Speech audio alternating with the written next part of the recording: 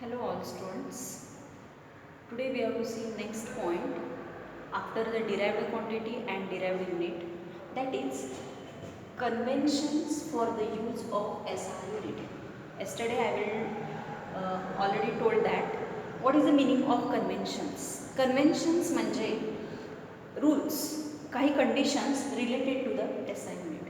म्हणजे जो S I unit ज्याला आपण स्टँडर्ड युनिट म्हणतो तो युनिट आपण वारंवार या टॉपिकनंतर, हा बेसिक टॉपिक आहे, या टॉपिकनंतर पुढे जे काही टॉपिक्स येणार आहेत त्या टॉपिक्समध्ये तुम्हाला एस आय युनिट हा वर्ड तुम्ही सारखा ऐकण्यात येईल. त्या एस आय युनिटबद्दल आपल्याला माहिती बघायची. म्हणजे स्टँडर्ड युनिट याला म्हणलेलं आहे, मग त्याची काही कंडिशन्स आहेत. तर तो युनिट कशा पद्धतीने लिहायचा, कशा पद्धतीने आपण रिप्रेझेंट करायचा, त्याचे काही रूल्स आहेत, काही कंडिशन्स आहेत. Today we have to see that what is the meaning of conventions for the use of SI unit. Then totally in this case, in this point, there are total 8 conditions, 8 conventions. Okay, let us see first, that is what is the meaning of first point. पहिल्या पॉईंटमध्ये सांगितलेलं आहे की unit of every physical quantity should be represent by the symbol, by its symbol. आता युनिटमध्ये बऱ्याचशा physical क्वांटिटीजच आपण unit represent करणार आहे. अशा सगळ्या फिजिकल क्वांटिटीज जे आहेत ते आपल्याला कशामध्ये रिप्रेझेंट करायचे, इन द फॉर्म ऑफ सिम्बॉलच्या रूपामध्ये आपल्याला लिहायचं आहे. मग कशा पद्धतीने, फॉर एक्झाम्पल बघा, ह्याच्या पुढे मी एक एक्झाम्पल लिहिलेलं आहे. That example is a Newton. N जो आहे तो न्यूटनचा आहे, फोर्सचं युनिट आहे न्यूटन, म्हणून बघा मी सिम्बॉल काढलेला आहे फक्त न्यूटन. किलोग्रॅम, के जी हे आपण वेटसाठी, माससाठी यूज करतो, त्याचा फक्त आपण शॉर्ट लिहिले सिम्बॉलमध्ये यूज केला आहे. मीटर हे आपण लेंथसाठी मेजर करतो, परत डिस्प्लेसमेंटसाठी रिप्रेझेंट करतो. मग आपण इथं बघा न्यूटन, किलोग्रॅम, मीटर हे युनिट यूज केले, because this is all are the S I units. ते सगळे काय आहेत, एस आय युनिट आहेत. म्हणून आपण त्याचं काय यूज केलं आहे, न्यूटनचं आपण कम्प्लीट न्यूटन लिहिलंय का, नाही, फक्त काय लिहिलंय, एन लिहिलं आहे. त्याचा सुरुवातीचा stand for N, capital N, आणि पुढे काय लिहिलंय, किलोग्रॅम. मास आणि वेटचं जे आपण कशामध्ये मोजमाप करतो, मेजर करतो, त्याचं स्टँडर्ड एस आय युनिट आहे के जी. आणि डिस्प्लेसमेंट लेंथसाठी आपण काय यूज करतो, मीटर. अशा पद्धतीने आपण लिहिलेलं आहे. नेक्स्ट पॉईंट,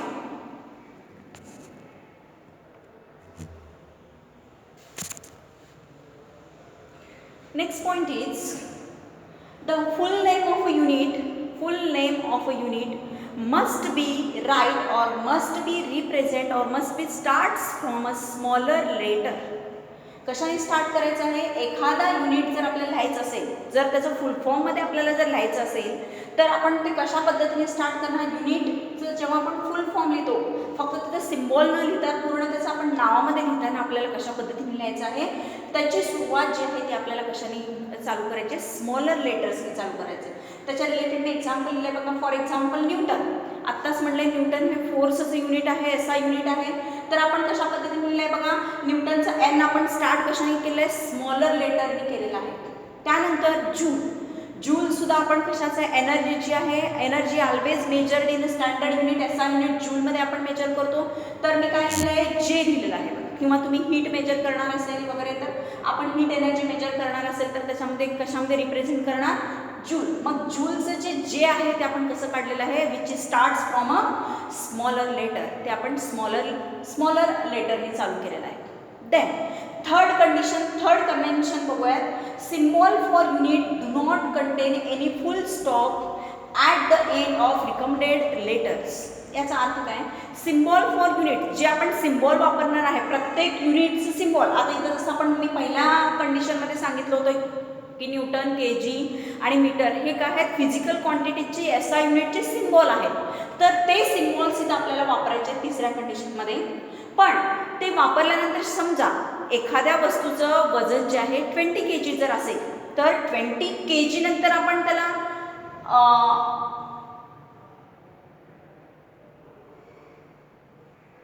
20 kg नंतर आपण काय देणार नाही, त्याच्या मागे फुल स्टॉप देणार नाही. कारण की तिथे आपला पॉईंट जो आहे तो कंप्लीट झाला का, किंवा एखादा सेंटेन्स जो आहे ते कंप्लीट होण्यासाठी we have to not return. स्टार्टिंगला सुरुवात जर केली आपण, तर डायरेक्ट आपण 20 kg म्हणून फुल स्टॉप देऊ शकत नाही. फुल स्टॉप कधी देणार? एखादा सेंटेन्स किंवा एखादा वाक्य कंप्लीट झाल्यावर आपण फुल स्टॉप लिहितो.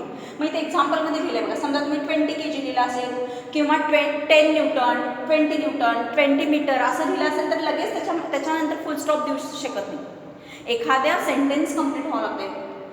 Do not write like this 20 kg, त्यानंतर आपण after this one we have to not return any full stop. After we have to use any symbol of a unit. एखाद्या युनिटचा आपण जर सिम्बॉल वापरला असेल तर त्याच्यानंतर we have to not return any full stop. तिथे आपण फुल स्टॉप देऊ शकत नाही. त्याच्यानंतर पुढचा जो मुद्दा आहे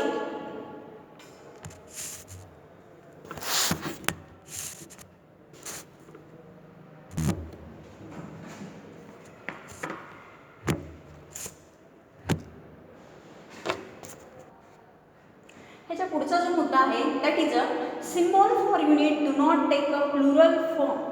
प्लुरल फॉर्म म्हणजे काय? आपल्याला एखादा युनिट लिहायचा असेल, एखाद्या युनिटचं जर सिम्बॉल रूपात जर आपल्याला लिहायचं असेल तर we have to not return in a plural form, म्हणजे अनेक वचनामध्ये आपल्याला लिहायचं नाही. For example 10 newtons, 20 kgs, we have to not return like this. अशा प्रकारे आपण लिहायचं नाही. कसं? 20 फक्त न्यूटन, न्यूटन्स नाही, न्यूटन हा एकच आहे त्यामुळे newton. 20 kg 20 kilogram, kilograms, we have to not return like this. म्हणजे we have to not return S, म्हणजे एक वचनाचं आपण अनेक वचनामध्ये आपण काय करू शकत नाही, लिहू शकत नाही. म्हणजे आपण तिथं काय करणार नाही, प्लुरल फॉर्ममध्ये लिहिणार नाही. We have to not return. Then next one is fifth one, the unit of a physical quantity numerator and denominator should be written as a 1 ratio. एखाद्या युनिटचा फिजिकल क्वांटिटी जर आपल्याला जर युनिट बघायचं असेल तर मग ती डिराइव्ड क्वांटिटी असू दे किंवा फंडामेंटल असू दे, तर अशा क्वांटिटीचे न्यूमरेटर आणि denominator should be return as a 1 ratio. 1 ratio म्हणजे काय बघा, फॉर एक्झाम्पल इथं मी ॲक्सेलरेशन घेतलेलं आहे, तुम्ही वेलॉसिटी घेऊ शकता. ॲक्सेलरेशन दोन्हीपैकी कोणतंही घेऊ शकताय. तर इथे बघा ॲक्सेलरेशनमध्ये ॲक्सेलरेशनचं SI युनिट जे स्टँडर्ड युनिट आहे ती आहे मीटर पर सेकंड स्क्वेअर. मी काय केलं बघा, मीटर पर सेकंडचा आपण त्याच्या डोक्यावर 2 लिहिलं आहे, त्याला आपण काय म्हणायचं, S⁻²2 नाही, काय म्हणणार, M मीटर. M म्हणजे काय आहे, तो मीटर आहे. हा मध्ये जो स्लॅश आपण घेतलेला आहे असा, त्याला काय म्हणायचं, पर मीटर पर सेकंडचा स्क्वेअर. मग हाच आपल्याला कशा पद्धतीने ऑर म्हणून लिहिलंय बघा, मी कसं लिहिलंय, मीटर मध्ये थोडासा गॅप ठेवलेला आहे, सेकंडचा रेस्ट काय केलं आपण त्याच्या इनवर्स मध्ये -2 लिहिलंय बघा, MS² केलेला आहे आपण. तर अशा पद्धतीने पण लिहू शकतो आपण. या पद्धतीने या दोन्हीपैकी कोणतीही पद्धत चालेल. म्हणजेच एका रेशो मध्ये आपण लिहू शकतो. असं लिहायचं नाही, मीटर पर सेकंड स्क्वेअर असं लिहायचं नाही. हे झाले दोन, हे वरचं न्यूमरेटर आणि डिनॉमिनेटर आपण काय केलंय, वेगवेगळ्या अशा रेशोज मध्ये लिहिलंय. वरचं आणि खालचं असं रेशोच्या फॉर्म मध्ये दाखवलंय. असं दाखवता आपल्याला कसं दाखवायचंय की युनिट लिहिताना we have to write in a 1 ratio. एकाच रेशो मध्ये फक्त दाखवायचं आहे, एकाच लाईन मध्ये दाखवायचं, metre per second square. This is a unit of acceleration. Then जर आपण वेलॉसिटीचं लिहिलं तर काय येणार, मीटर पर ओनली सेकंड अशा पद्धतीने लिहू शकतो. किंवा मीटर मध्ये थोडासा गॅप करून सेकंडच्या डोक्यावर आपण काय करू शकतो, -1 अशा पद्धतीने आपण लिहू शकतो वेलॉसिटीचं.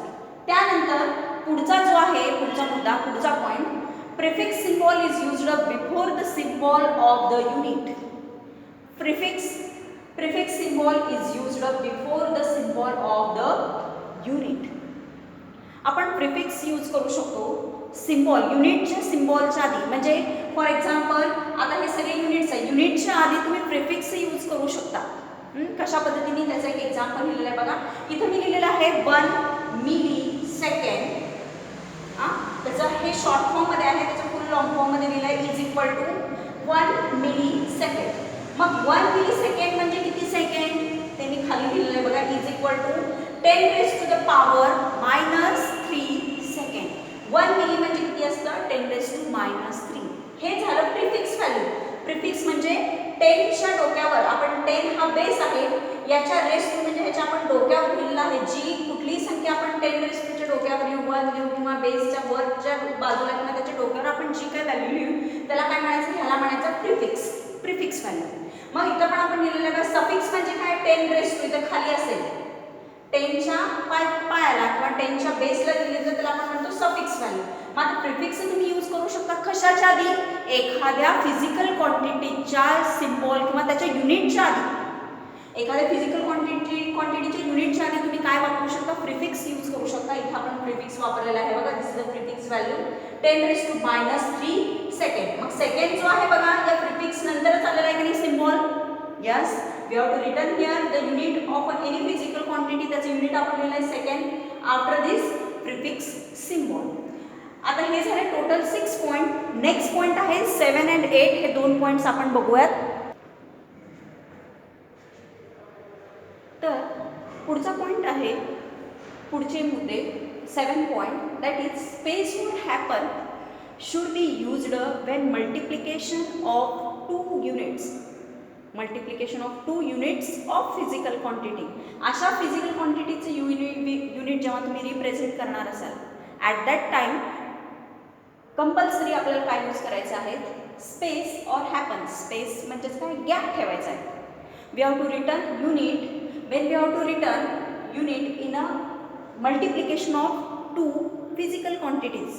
Multiplication of 2 physical quantities unit, at that moment we have to return between these 2 unit compulsory we have to write, we have to take a space between the 2 units. ज्या वेळेस तुम्ही 2 क्वांटिटीजमध्ये स्पेस ठेवाल किंवा 2 असे युनिट सांगाल किंवा एखाद्या युनिटचं multiplication असेल किंवा एखाद्या फिजिकल क्वांटिटीजला आपल्याला रिप्रेझेंट करायचं असेल, then we have to write like this. For example metre per second. Metre per second we have to write same way, both are SI unit of acceleration. ॲक्सेलरेशनचे दोन्ही सुद्धा काय आहेत, SI युनिट्स आहेत.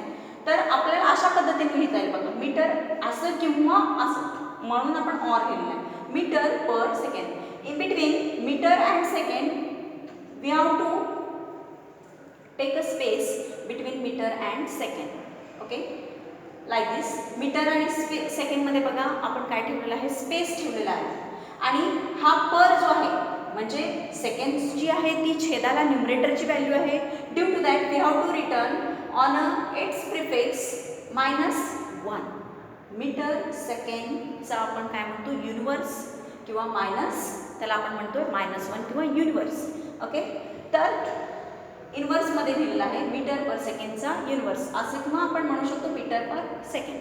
असे हे दोन्ही सुद्धा ॲक्सेलरेशन नाही, वेलॉसिटीचे काय आहेत, युनिट आहेत. ॲक्सेलरेशन असलं असतं तर आपण काय केलं असतं, मीटर पर सेकंडचा स्क्वेअर केला असता. इथं 1च्या ऐवजी काय आलं असतं, 2 आलं असतं. Okay, this is a acceleration unit. आधीचं जे आपण लिहिलं होतं ते कशाचं युनिट आहे, वेलॉसिटीचं.